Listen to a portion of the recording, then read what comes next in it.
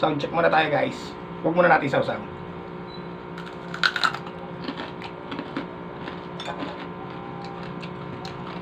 Check natin dito.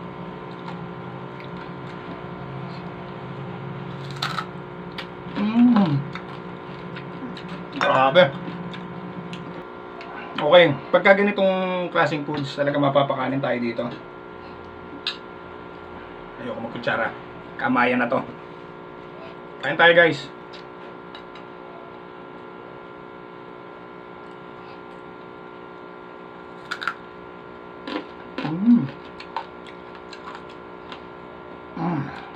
Yung mga inilagay kong ingredients dito, basic na basic lang.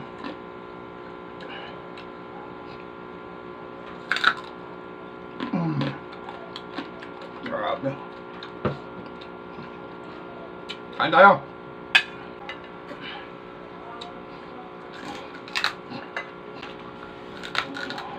Guys, ito yung laman. Napaka juicy.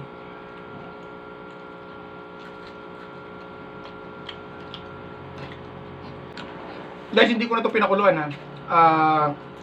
Pagkatapos kong ilagay yung mga pangpahid sa kanya, yung mga pandagdag flavor sa kanya, diniretso ko na to, air fryer ko na to sa 180 degrees.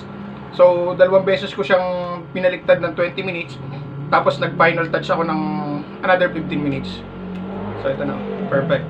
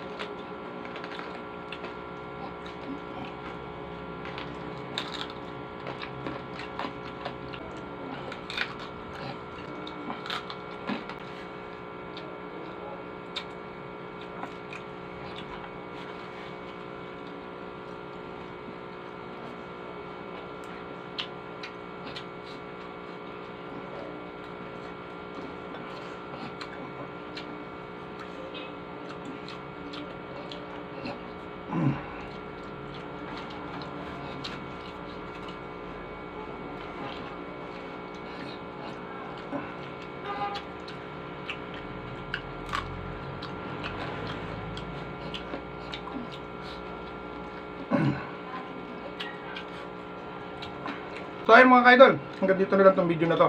At kung nagustuhan mo tong video na to, huwag mo kalimutan i-comment mo lang sa comment section kung taga saan ka.